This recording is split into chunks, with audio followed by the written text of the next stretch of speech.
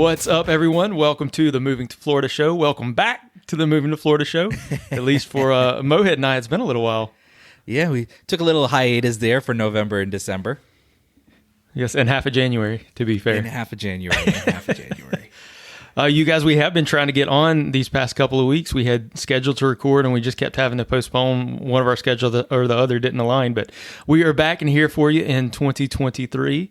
I want to talk to you about moving to Florida. There you go. Let's do it. Let's talk about moving to Florida. Yes, and I think that's a great topic for today, actually, moving to Florida in 2023. But first, Mo, your background's changed. My background has changed a little bit. Not a little bit, a bit. Yeah. Yeah, man. I am upstairs in my loft. Can you see? I'm upstairs. I'm in my new home. Finally, that's why we couldn't record in early January because I was moving.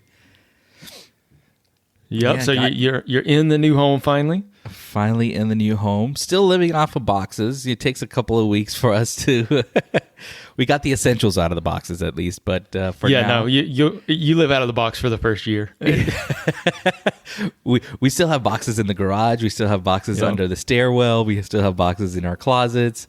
So there's still boxes almost everywhere, but for the most part, it's all our essential stuff that we use on a daily basis is open.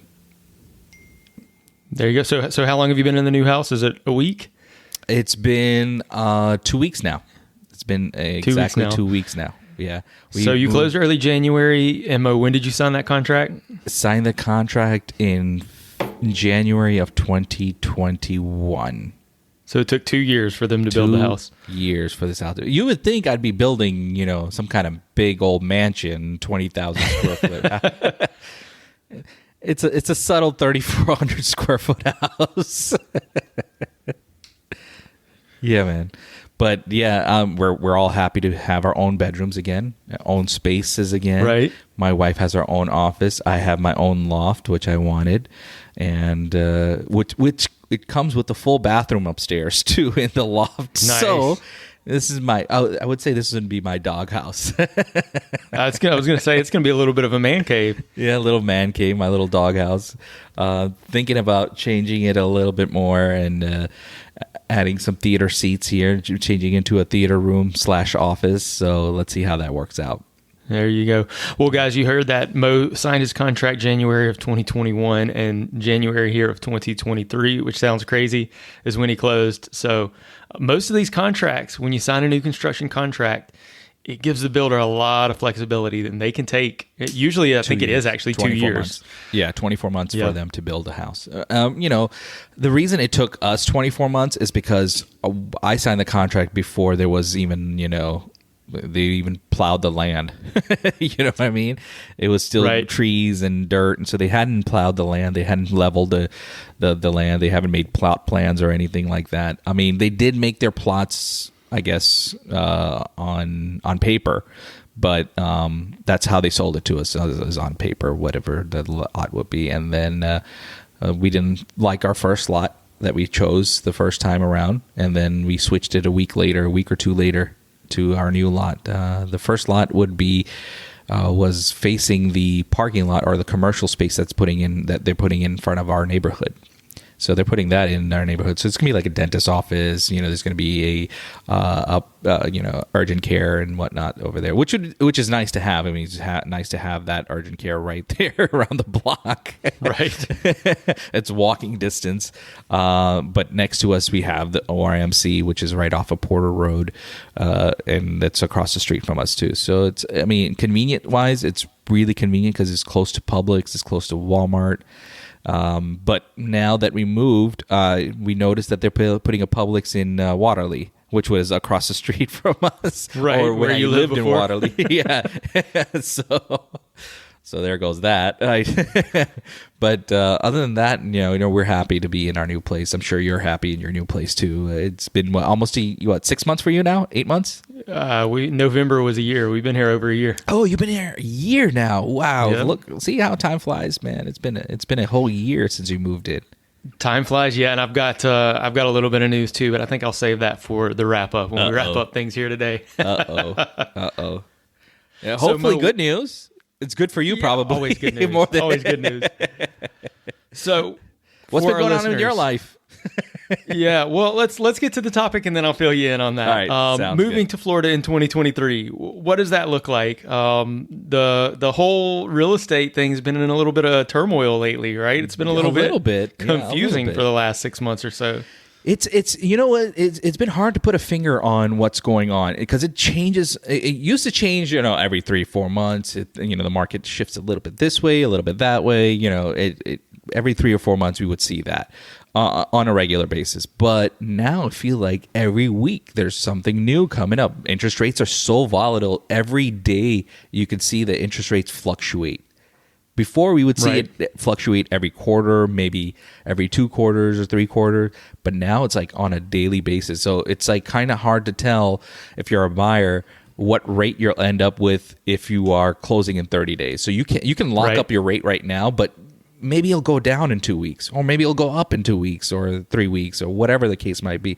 So it's kind of hard to put a finger on it. You just have to be, content with the interest rates you have, and then you can always refinance. Now, a lot of banks, what they're doing these days, I think we spoke about this. They're doing 2-for-1, 3-for-1, and they're doing. You're talking about the rate buy down. Rate buy downs, yeah, and they're doing 18 months, 24 months, no cost refinance for most of these for most of homes because of what the market is like. So it's kind of hard to, put your finger on what the rate's going to be. And the other than that is, homes in the market, it's still very low inventory. We still have less than 3 months of inventory I think we still have less than 2 months of inventory right now. It's still, home builders are still building homes left and right. Right. But again, I'm sure you and we both get lists and lists and lists of inventory, new home inventory, new home specs that are coming up or they have in stock. Back in 2020 and 2021, we weren't getting those lists, or we weren't getting them as often as we are now. Yeah. A lot of communities didn't even want to talk to us. Didn't even want to talk to us. A lot of builders didn't even want to talk to us. They were too busy for us. So, now they're all coming back to us and saying, hey, we have, 200 homes in inventory. Do you have any buyers? We're going to do a rate buy down. We're going to do this. We're going to give them full closing costs. We're going to give them, we're going to give them half the price of the lot off, and this, that, all kinds of really, really good programs out there. Really solid programs right now. Now, if you're a buyer and you're still thinking about moving to Florida, I still believe it's a really, really good time to buy right now. Even with the housing market the way it is, it's still, get into a home that you like. I know you want to move. I know you want to come down to Florida and to this, 65 degrees today? I got a picture from... Yeah, it was a little cool. Yeah, just a little bit. But it's still, better than being in, Michigan. You know what I mean? I mean, even my cousin from Chicago sent me a picture of her backyard, and it's completely filled with snow. And it's like 20 degrees there. You know what I mean?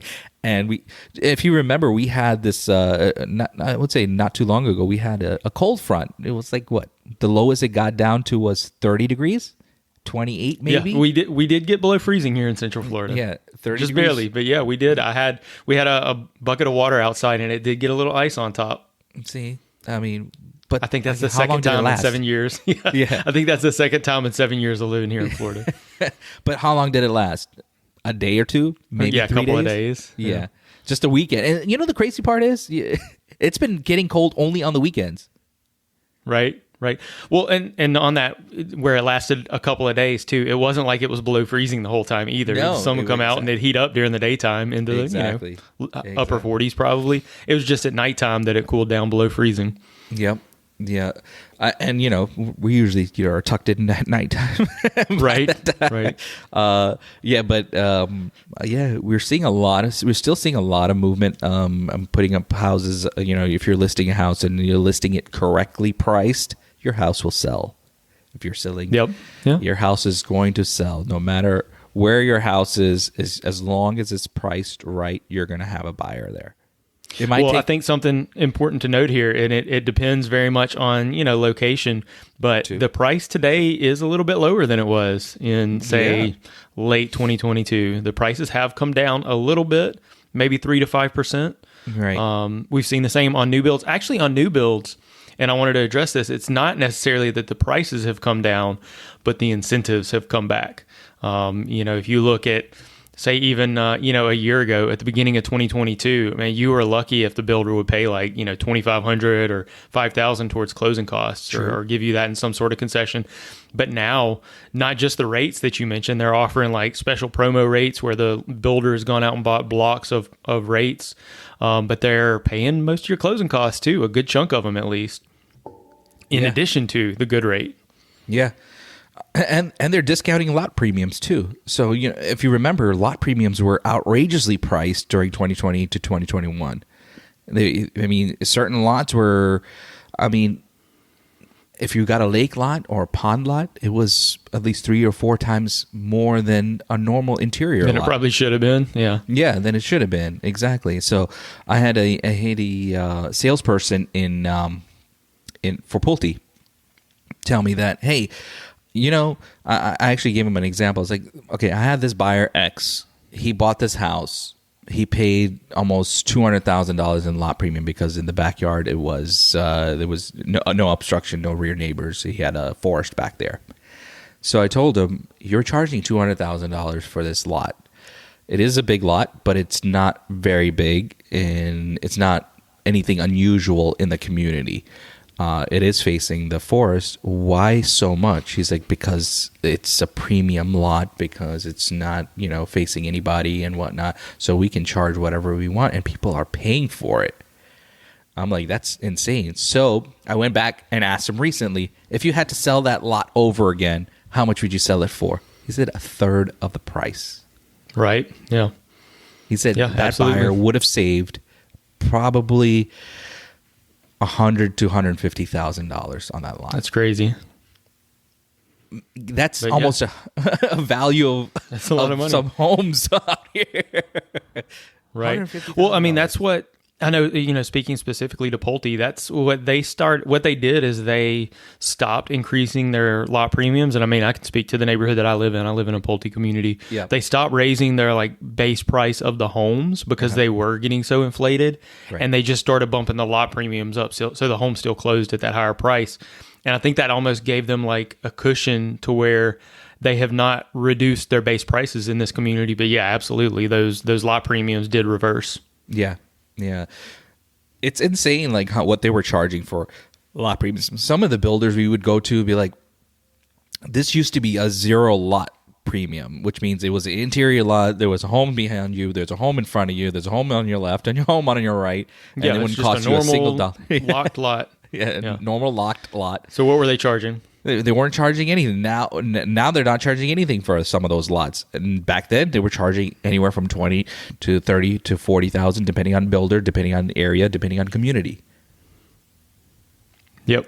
So, well, and so it's all supply and demand, right? The demand was very, very high now. Now that interest rates are up, demand has dried up some. People are still moving to Florida. People are still buying new homes, right? But not at the rate that they were. So inventory is slowly increasing. And like we've said, they are offering a lot of incentives. Now, this is not just with builders. If you're buying a resale house, you got a lot more leverage than you did a year ago as well. Of course, again, you're paying more on that interest rate, and that's what's giving you the leverage. But gone are the days of paying over asking price, unless something was just put out there, grossly underpriced. There's no more over asking. As a matter of fact, I'm writing an offer today for a client, and we're offering $30,000 under the asking price, and we're going to ask for $5,000 in closing costs. There you go. And do I think we're going to get that? Probably not, and we talked through that. It's a good starting point for negotiation. Yeah, maybe we get a reasonable counter offer, and we can work off of that. Right. And you wouldn't think about a year or two ago we would even ask for $30,000 below asking price, or even sell a concession. Forget about it. Yeah, we would have said no. We're wasting our time even writing that offer a year ago. Exactly, because everyone would be $30,000 above asking price. Yep. Those days. Do you think they're ever going to come back? You really can't tell. but I believe they might come back. Maybe not to the point to where it was because people were just flocking here, but I do feel that market will eventually come back for short periods. We'll have those short bursts of these type of markets. Well, I think it's all cyclical, right? The real estate market's cyclical. It'll, probably it will come back. And I mean, let's look at really what caused a lot of that. Yes, a lot of people wanted to move to Florida, but also with COVID, we had the government stimulating everything. There was all of this overstimulation that kept rates, interest rates suppressed at an abnormally low amount. And, it caused a lot of this inflation, a lot of these run up in prices that now they're increasing numbers to try to fight the inflation. And I mean, more higher interest rates lead to higher payments, which leads to less affordability, which leads to less demand. So, I mean, it's working. Yeah. And, I follow a lot of real estate investing, podcasts and blogs and stuff like this. I do a lot of reading in that sector. And a lot of the theory now is, granted, the Fed raising interest rates does not raise mortgage rates directly, but obviously there's some correlation, right? Right. And they're saying that, a lot of people think that maybe they've kind of gotten inflation in control some, but they're still raising rates because they want, how do you stimulate an economy is you reduce rates. So they're trying to build in some wiggle room now, right? Instead of just stopping now that we're kind of maybe on par, they want to raise it a little bit more so that they can lower it. And then everybody goes, oh my goodness, 5.5%. What a great rate. I know, right? Do you ever feel like that 2% to 2 to 3% rates that we were all getting? I was even if your credit score was shoddy, you were still getting in the mid to low threes, maybe 4 was the highest you would probably get. Right. But do you feel like that those type of interest rates are going to come back again? Not without some sort of government intervention, probably. If they want to make it happen, if they need to stimulate maybe real estate prices to make it happen, maybe there would. But just under normal circumstances, without a global pandemic, I don't think we'll see those rates again.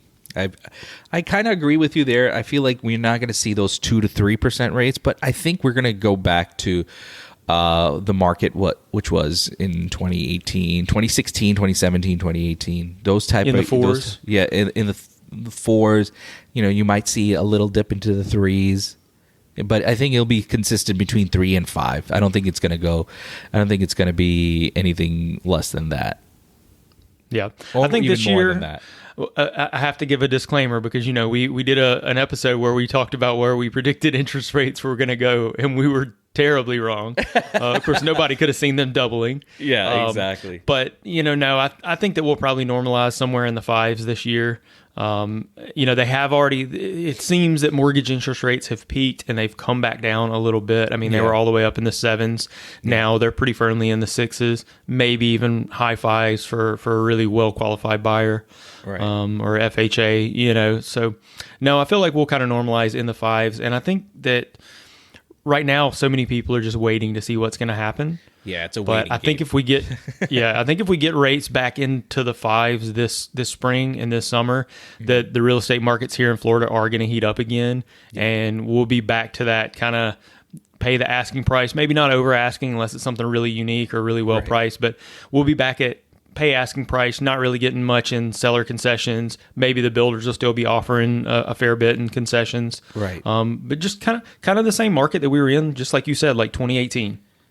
Just kind of a normal real estate market. It's not a seller's market. It's not a buyer's market. It's just normalized. Normalized. Right? Yeah. Which is really a good thing. That's what we need. Because for, you guys looking to move to Florida, last year was so tough to get a house under contract. Yeah.